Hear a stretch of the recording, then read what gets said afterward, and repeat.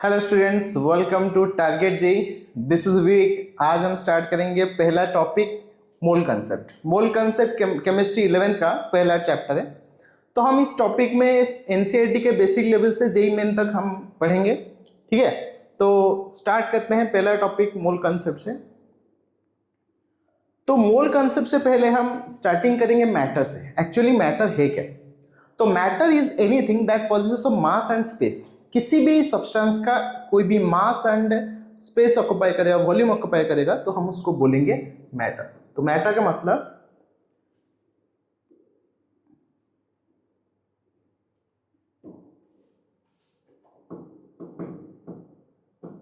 Anything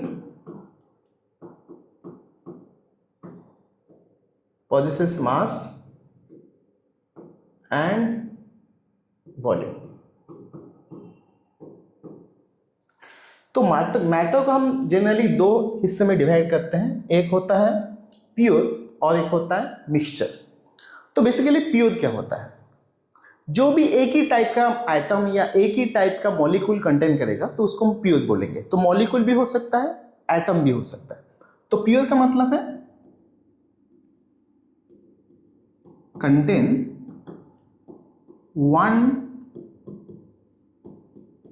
type of atom और molecules. एक ही type का आइटम और मॉलिक्यूल कंटेन करें तो हम उसको प्योर बोलते हैं। तो मिक्सचर क्या होता है? मिक्सचर बेसिकली होता है टू और मोर कंपोनेंट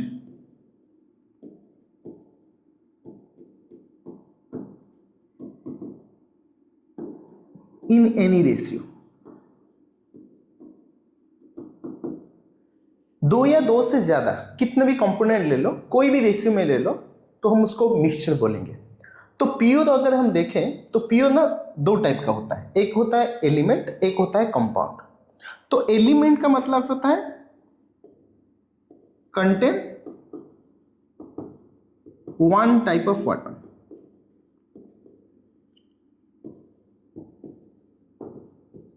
एक ही टाइप का एटम जिसके पास प्रेजेंट होता है तो उसको हम एलिमेंट बोलते हैं। तो तुम्हें पता है, तो हमारा जो पीरियडिक टेबल होता है, पीरियडिक टेबल कितना एलिमेंट है? 108। तो ये सारे एलिमेंट में एक ही टाइप का एटम प्रेजेंट होता है तो उसको एलिमेंट बोलेंगे। और जो एलिमेंट होता है वो प्योरेस्ट फॉर्म ऑफ मैटर होता है। लेकिन कंपाउंड ऐसा नहीं होता। कंपाउंड भी प्योर होता है लेकिन वो एक एलिमेंट नहीं होता, एक से ज्यादा एलिमेंट प्रेजेंट होता है। और वो जो एलिमेंट प्रेजेंट होता है उसमें एक फिक्स रेशियो में प्रेजेंट होते हैं। ठीक है, तो कंपाउंड बेसिकली क्या होता है? To or more elements in a fixed ratio. तो यहां पर ना एक या एक से ज्यादा, दो या दो से ज्यादा एलिमेंट फिक्स रेशियो में प्रेजेंट होते हैं तो हम उसको बोलेंगे कंपाउंड। ओके, तो मिक्सचर को ना हम दो हिस्से में डिवाइड करते हैं। एक मिनट, तो यहां पर मैं लिख देता हूं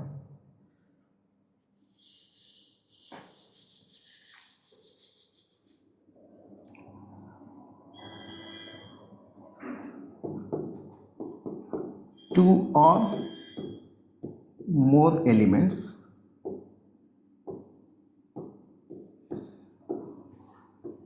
combine in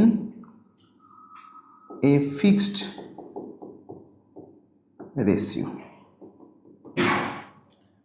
ठीक है, तो होमोजीनियस देखेंगे। मिक्सचर को हम ना हमें दो हिस्से में डिवाइड किए हैं। एक होता है होमोजीनियस, एक होता है हेट्रोजीनियस। जैसे कि तुम्हें मालूम चल रहा है, होमो का मतलब सेम, जीनियस का मतलब मिक्सचर।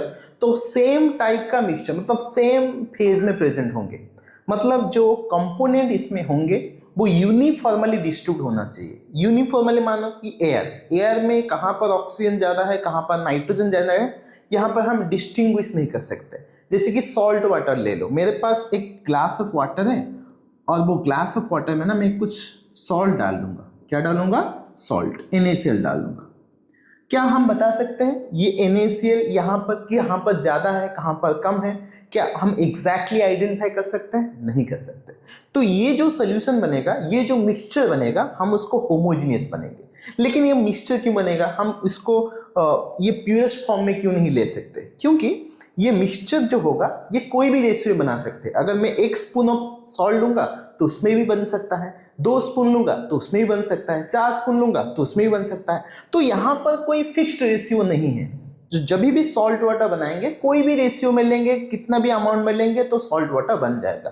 तो इसीलिए ये इसको बोलते हैं होमोजेनियस का मतलब uniformal distribution of particle throughout the system. सारे सराउंडिंग में पार्टिकल सारे मतलब सोल्यूशन में यूनिफॉर्मल डिस्ट्रीब्यूट रहेगा, कहीं पर ज्यादा कहीं पर कम नहीं होगा, यूनिफॉर्मल डिस्ट्रीब्यूशन होगा, तो हम उसको बोलेंगे होमोजीनियस मिक्सचर। क्या इतना क्लियर है? देन आते हैं हेट्रोजीनियस मिक्सचर के ऊपर।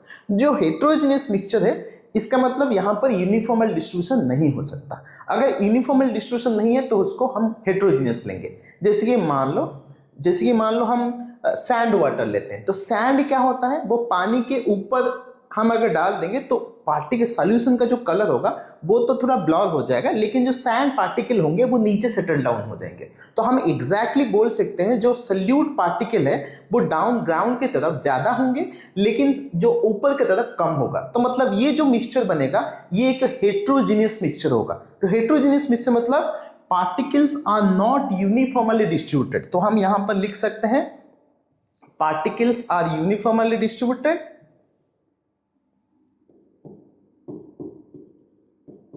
particles are uniformly distributed.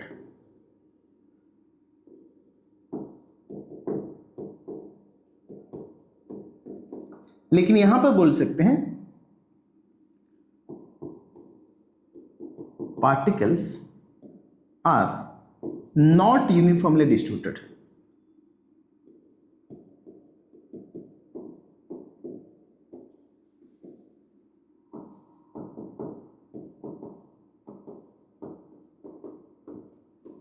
तो क्या समझ में आ गया? Homogeneous heterogeneous mixture, pure and mixture. I hope तुम्हें समझ में आ गया होगा। तो इसका कुछ एग्जाम्पल लेते हैं। जैसे कि एलिमेंट मान लें, तो एलिमेंट का कुछ एग्जाम्पल है, जैसे कि कार्बन एक एलिमेंट है, ऑक्सीजन एक एलिमेंट है, नाइट्रोजन एक एलिमेंट है, फॉस्फोरस, सल्फर। तो हमारे पीरियड टेबल ना 108 एलिमेंट प्रेजेंट है और सारे प्योर एलिमेंट है, ठीक है। लेकिन जो कंपाउंड है वो भी हम कुछ लेते हैं, जैसे कि वाटर H2O, ये एक कंपाउंड है। कार्बन डाइऑक्साइड ये भी कंपाउंड है। तो मैं जो कंपाउंड बोलूँ ना उसमें सिर्फ कार्बन डाइऑक्साइड होना चाहिए, सिर्फ वाटर होना चाहिए। सिर्फ आइस बोलूँ तो सिर्फ वाटर मॉलिक्यूल ऑफ वहाँ पर प्रेजेंट होना चाहिए, कोई अदर मॉलिक्यूल यहाँ पर प्रेजेंट नहीं होना चाहिए, तब हम उसको बोलेंगे प्योर। लेकिन मिक्सचर को देखोगे, मिक्सचर क्या होता है? जैसे कि सॉल्ट वाटर ले लिया हमने, शुगर वाटर ले लिया, कोई भी सोल्यूशन जो एक पर्टिकुलर प्रोपोर्शन में प्रेजेंट नहीं है तो हम उसको मिक्सचर बोल सकते हैं। देखो हमारे सराउंडिंग में मिक्सचर का कोई कम एग्जाम्पल नहीं है। तुम टी ले लो, टी भी एक टाइप का मिक्सचर है। तुम कोई भी ड्रिंक्स ले लो, वो भी एक टाइप का मिक्सचर है। लेकिन जहां पर होमोजीनियस एंड हेट्रोजीनियस में कुछ फर्क होता है। तो यहां पर होमोजीनियस का मतलब एक ही टाइप का पार्टिकल वहां पर प्रेजेंट होता है, यूनिफॉर्मल डिस्ट्रीब्यूट होता है।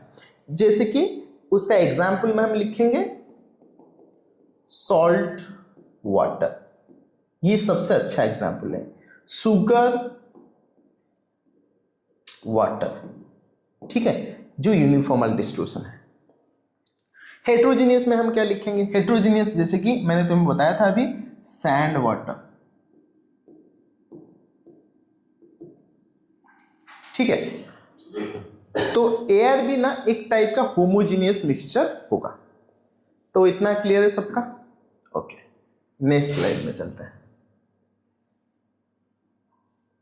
तो यहां पर हम कुछ देखेंगे एलिमेंट का जो डेफिनेशन है, pure substance which consist of only one type of atom. तो एलिमेंट क्या है? जो एक ही टाइप का एटम कंटेन करे तो उसको हम बोलते हैं एलिमेंट।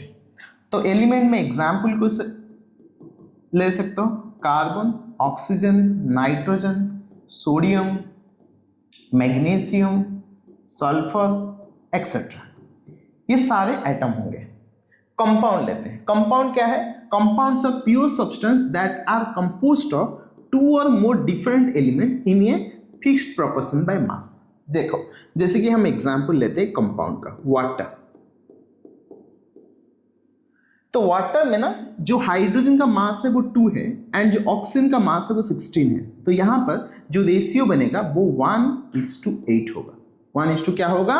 1:8। तो वाटर में ना जो ऑक्सीजन एंड हाइड्रोजन का रेशियो होता है तो वो 1:8 प्रोपोर्शन है। हाइड्रोजन ऑक्सीजन का रेशियो वो फिक्स है। कोई भी वाटर मॉलिक्यूल ले लो, तुम ड्रिंक वाटर ले लो या रेन वाटर ले लो या कोई भी रिवर वाटर ले लो, वाटर का रेशियो फिक्स आएगा। ठीक, जैसे कि कार्बन डाइऑक्साइड एक टाइप का मॉलिक्यूल है, तो उसमें रेशियो क्या है? कार्बन का मास हो गया 12, ऑक्सीजन का मास हो गया 32। 2 ऑक्सीजन है तो 32 हो गया। तो ये 12 एंड 32 का डिवीजन करेंगे, इसको 4 में कैंसिल कर लो तो कितना आएगा? 3। इसको 4 में कैंसिल कर लो 8, तो ये बनेगा 3:8। ठीक है, तो यहां पर जो रेशियो है वो 3:8, कार्बन एंड ऑक्सीजन का जो रेशियो वो 3:8 आएगा। क्लियर है सबको? तो यहां से क्लियर होना चाहिए तुम्हें एटम क्या है, मॉलिक्यूल कंपाउंड क्या है। तो नेक्स्ट आता है हमारा मिक्सचर। तो मिक्सचर क्या है? मटेरियल कंटेनिंग 2 और मोर सब्सटेंसेस, आइदर एलिमेंट और कंपाउंड और बोथ इन एनी प्रोपोर्शन। तो कोई भी प्रोपोर्शन में लेंगे मॉलिक्यूल को, कंपाउंड को, तो ये जो बनेगा वो मिक्सचर बनेगा। तो मिक्सचर 2 टाइप का होता है, होमोजीनियस एंड हेटेरोजीनियस मिक्सचर। तो होमोजीनियस मिक्सचर क्या है?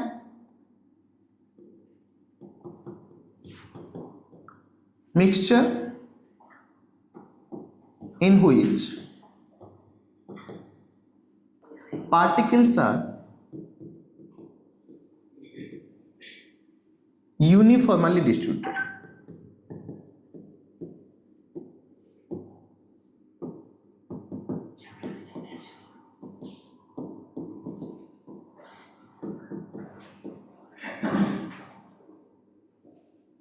Throughout. तो मिक्सचर ये है कि कोई भी सब्सटेंस अगर यूनिफॉर्मली डिस्ट्रीब्यूट हो रहा है, होमोजीनियस मिक्सचर उसको बोलेंगे। अगर हमारा जो मिक्सचर है वो यूनिफॉर्मली डिस्ट्रीब्यूट हो रहा है तो उसको क्या बोलेंगे? Homogeneous mixture. लेकिन हेटेरोजीनियस मिक्सचर क्या है? इसका एग्जांपल तुम लिख लोगे, salt water, sugar water,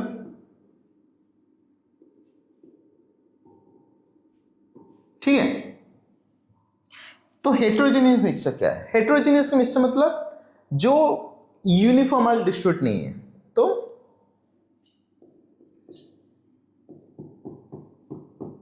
mixture in which particles are not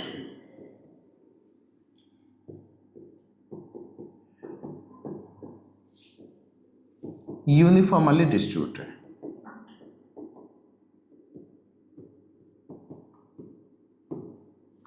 तो इसका एग्जांपल हम लिख सकते हैं, सैंड वाटर,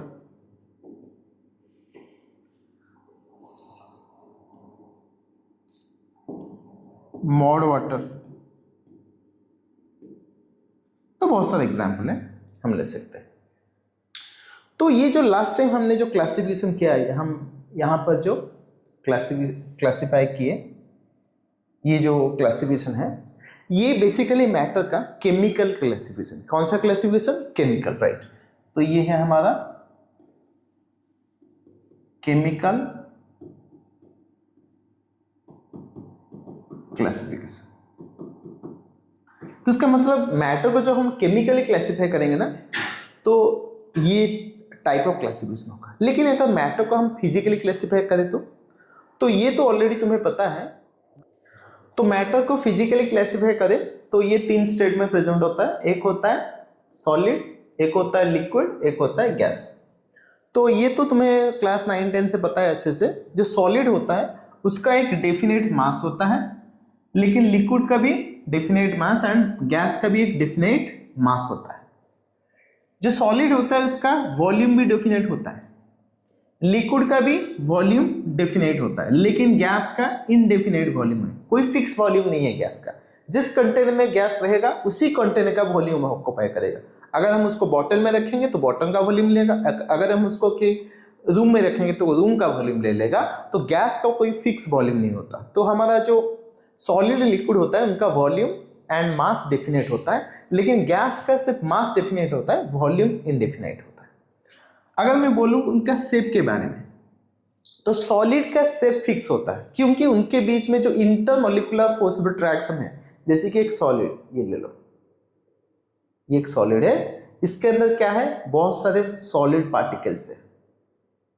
तो ये जो पार्टिकल्स होते हैं ना, ये स्फेरिकल शेप होते हैं और एक दूसरे के एक साथ एक स्ट्रॉन्ग फोर्स ऑफ अट्रैक्शन के साथ कनेक्टेड होते हैं, जिनको बोलते हैं इंटरमोलिकुलर फोर्स ऑफ अट्रैक्शन। तो ये जो फोर्स ऑफ अट्रैक्शन होते हैं सबसे मैक्सिमम होता है सॉलिड के केस में। लेकिन अगर लिक्विड देखें ना, तो लिक्विड के बीच में जो फोर्स ऑफ अट्रैक्शन होगा वो बहुत कम होगा सॉलिड के कंपैरिजन में।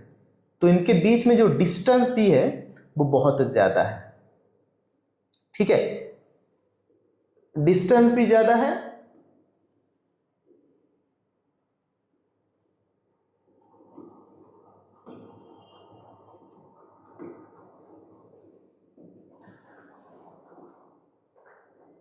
तो इंटरमोलिकुलर फोर्स ऑफ अट्रैक्शन क्या है, ज्यादा है, सॉरी इंटरन्यूक्लियर डिस्टेंस ज्यादा है और इंटरमोलिकुलर फोर्स ऑफ अट्रैक्शन कम है। अगर गैस देखें ना, तो मान लेते हैं ये कंटेनर है, उसके अंदर गैस मॉलिक्यूल है, बहुत ज्यादा डिस्टेंस होता है उनके बीच में, तो ऐसा कोई फोर्स ऑफ अट्रैक्शन उनके बीच में नहीं होता। तो इसीलिए जो शेप होता है वो सॉलिड के लिए बनता है, लेकिन गैस के लिए भी कोई फिक्स शेप नहीं है, सॉरी लिक्विड के लिए भी कोई फिक्स शेप नहीं है। जिस कंटेनर में लिक्विड लेंगे वो उसका शेप ले लेगा।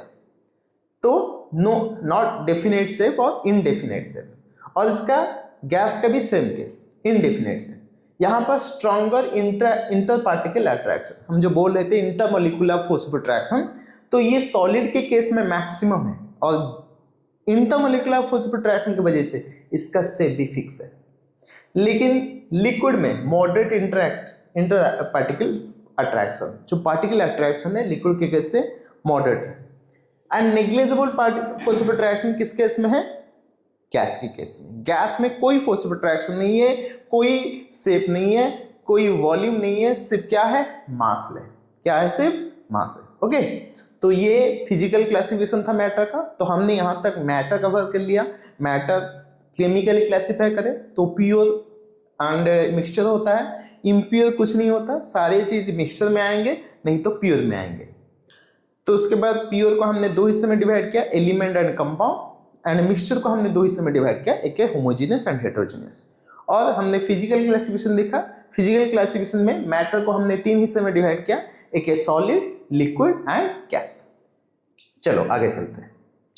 तो ये आता है लॉ ऑफ केमिकल कॉम्बिनेशन। तो लॉ ऑफ केमिकल कॉम्बिनेशन एक 5 लॉ का कॉम्बिनेशन है, जहां पर हम बहुत बेसिक लॉ देखेंगे, जो कोई भी केमिकल रिएक्शन के लिए ये लॉ एप्लीकेबल होता है।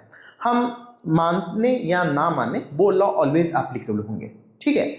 जो लॉ ऑफ केमिकल कॉम्बिनेशन का पहला लॉ है वो है law of conservation of mass. मतलब कोई भी केमिकल रिएक्शन हो रहा है वो लॉ ऑफ कंजर्वेशन मास को फॉलो करेगा। मतलब जो मास होंगे वो कंजर्व होंगे। कोई भी केमिकल रिएक्शन ले ले तो वहां पर मास क्या होता है, कंजर्व होता है। मास कंजर्व का क्या मतलब होता है कि जो मास ऑफ द रिएक्टेंट होता है एंड जो मास ऑफ प्रोडक्ट होता है वह एग्जैक्टली सेम होता है, उनमें कोई अंतर नहीं होता जब तक हम कोई केमिकल न्यूक्लियर रिएक्शन नहीं कर रहे हैं। न्यूक्लियर रिएक्शन के लिए ये चीज वैलिड नहीं है। अगर हमारा केमिकल रिएक्शन हो रहा है, नॉर्मल केमिकल रिएक्शन हो रहा है, तो वहां पर ये लॉ वैलिड होगा। तो ये law of conservation of mass क्या बोलता है, पहले देखते हैं। In all chemical change the total mass of the systems remains constant. In a chemical change a mass is neither be created nor be destroyed.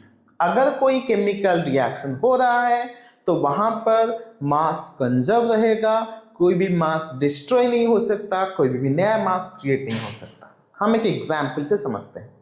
मान लो मेरे पास मीथेन है और ये मीथेन को मैं ऑक्सीजन के प्रेजेंस में जलाऊंगा तो हमें मिलेगा कार्बन डाइऑक्साइड एंड वाटर, ये बहुत सिंपल रिएक्शन है। ये मीथेन को ऑक्सीजन प्रेजेंस में जलाएंगे तो कार्बन डाइऑक्साइड वाटर मिलेगा। ये एक टाइप का कॉम्बसन रिएक्शन है। और कॉम्बसन रिएक्शन में इसको बैलेंस करना पड़ेगा। यहाँ पर 2 मोल ऑफ ऑक्सीजन कंज्यूम होगा, यहाँ पर 2 मोल ऑफ वाटर फॉर्म होगा। अगर मैं उनका मास को देखूं तो ये मास बन जाएगा 12 प्लस हाइड्रोजन का मास हो गया 4, तो ये बन गया 16, प्लस ऑक्सीजन का जो मास है वो 16 है, इंटू ऑक्सीजन जो है वो 4 है, तो ये बन गया 64। तो total mass of the reactant, अगर मैं रिएक्टेंट का मास बोलूं 16 प्लस 64 हो गया 80। ठीक है, अब कार्बन डाइऑक्साइड देखते हैं। कार्बन डाइऑक्साइड का मास क्या है? कार्बन का मास है 12, ऑक्सीजन का मास है 16 इंटू 2, तो ये बन गया 44। एंड वाटर का मास क्या है? वाटर में 2 हाइड्रोजन है प्लस 1 ऑक्सीजन है, उसमें 2 मल्टीप्लाई कर लेंगे तो ये बन गया 36। और 44 36 को अगर हम ऐड करें तो ये बनेगा 80। तो हम ये बोल सकते हैं जितना mass of carbon, methane and oxygen हमने लिया था उतना मास का और कार्बन डाइऑक्साइड और वाटर मिल गया हमें। ठीक है, तो यहां पर ये जो हमने देखा, जो लेफ्ट हैंड साइड में था वो रिएक्टेंट था, जो राइट हैंड साइड में है वो प्रोडक्ट है। तो ये जो पार्ट था ना हमारे पास,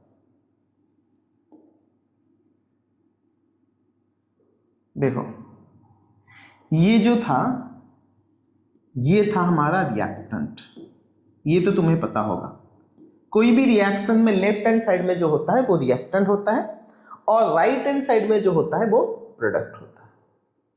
तो लॉ ऑफ कंजम्पशन मास ये बोलता है total mass of the reactant equal to total mass of the product. ये प्रोडक्ट है हमारा। अगर मास ऑफ द रिएक्टेंट को मिलाएं वो किसके साथ सेम होगा? मास ऑफ द प्रोडक्ट के साथ सेम होगा। ये हर केमिकल रिएक्शन ये वाला रूल फॉलो करेगा except nuclear reaction. Nuclear reaction ये नहीं फॉलो करेगा। ओके, उसी के रिलेटेड क्वेश्चन करते हैं। Mass, what mass of sodium chloride would be decomposed by 9.8 gram of sulphuric acid if 12 gram of sodium bisulfate and 2.75 gram of hydrogen chloride were produced in a reaction assuming that law of conservation mass is true। ठीक है, तो पहले तो दिया है sodium bisulphate. Sodium bisulphate किसके साथ reaction कर रहा है? हमारा HCl के साथ। क्या बनेगा? हमें ये देगा sodium chloride plus sulphuric acid, ये बोल रहा है। ठीक है, अगर ये रिएक्शन होता है पहले तो हम चेक करेंगे रिएक्शन बैलेंस है या नहीं है। अब एक मॉलिक्यूल Na है, वहां पर भी एक मॉलिक्यूल है, सल्फेट है, वहां पर भी सल्फेट है, हाइड्रोजन एक है, Na सोडियम क्लोराइड। तो ये जो रिएक्शन है हमारा बैलेंस केमिकल इक्वेशन है। और ये बैलेंस इक्वेशन में ना हमें सल्फ्यूरिक एसिड जो दिया है, मिला है वो 9.8 ग्राम का है और ये सोडियम क्लोराइड कितना बनेगा पूछा है। और हमें दिया है हाइड्रोक्लोरिक एसिड जो है वो 2.75 ग्राम का है और जो सोडियम बाइसल्फेट दिया है वो है 12 ग्राम का। बहुत आसान सा क्वेश्चन है, तुम्हें मालूम चल रहा होगा। Mass of the reactant equal to mass of the product, बहुत सिंपल सा क्वेश्चन है। तो हम इसको x ले लेंगे। ठीक है, तो इन दोनों का सम सेम होगा तो हम लिखेंगे 12.75 प्लस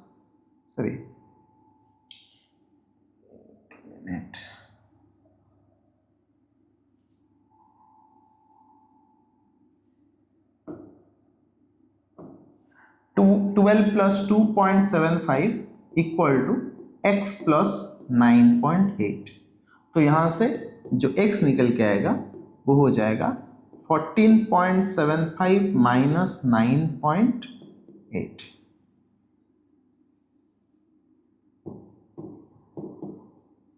तो ये कितना आएगा? ये आ जाएगा 578 चला गया तो 9, ये आ जाएगा हमारा 14 13 से 9 चला गया 4, तो हमारा जो आंसर आ रहा है वो है 4.95 ग्राम। ठीक है, तो हमें जो HCl NaCl मिलेगा वो होगा 4.95 gram. Is it clear? Next देखते हैं। तो यहां पर नेक्स्ट क्वेश्चन आता है, जिंक और zinc sulphide is treated with sulphuric acid leaving a solution with some undissolved bits of material and releasing hydrogen sulfide gas। पहले हमारे पास जो है वो है जिंक सल्फाइड, वो रिएक्ट करेगा किसके साथ? सल्फ्रिक एसिड के साथ। ठीक है, leaving a solution with some undissolved bit of material and releasing hydrogen sulphide. यहां से जो बनेगा वो बनेगा H2S, हाइड्रोजन सल्फाइड बनेगा। इफ जो जिंक ओर है वो हमारे पास 10.8 ग्राम है। ठीक है, treated with 50 ml of sulphuric acid. जो सल्फ्रिक एसिड दिया है वो 50 ml है, ये वॉल्यूम में दिया है और ये दिया है मास में, तो 10.8 ग्राम दिया है ये। तो अनडिसॉल्व कुछ पता नहीं, लेकिन इसके साथ जो मिलेगा वो अनडिसोसिएटेड मटेरियल।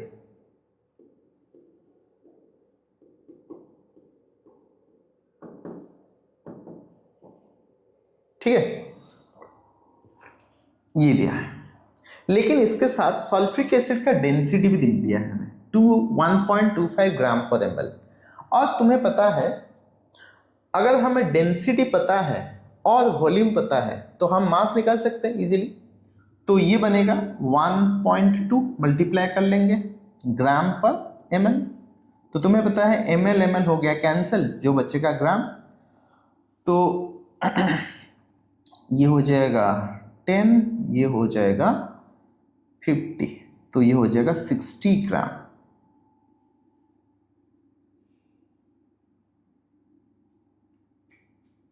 ठीक है, तो हमारा जो मास ऑफ सल्फ्रिक एसिड यहां से निकल रहा है वो 60 ग्राम है, और ये बोला है 65.2 gram of solution and undissociated material remain. जो हमारा फाइनल सॉल्यूशन मिलेगा उसमें टोटल मास है 65.2, और in the addition of hydrogen sulphide gases बहुत, हाइड्रोजन सल्फाइड गैस वहां पर रिलीज हो रहा है with the mass of 1.4 gram per litre.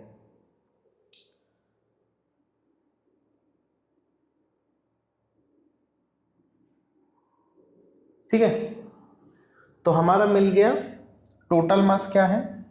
तो टोटल मास हम निकाल सकते हैं यहां पर, मास ऑफ रिएक्टेंट। तो जो मास ऑफ रिएक्टेंट है वो 10.8 प्लस 60, ये बन जाएगा हमारा 70.8 ग्राम। ठीक है, और जो सोल्यूशन है वो 65.2 gram of solution undissociated material, और हाइड्रोजन सल्फाइड इज इक्वल, अगर हमारा जो अनडिसॉल्व पार्टिकल है विथ सोल्यूशन वो अगर 65.2 ग्राम है, तो वहां पर H2S गैस जो रिलीज हो रहा है वो कितना है, वो निकाल सकते हैं हम। मास ऑफ H2S वो कैसे निकलेगा,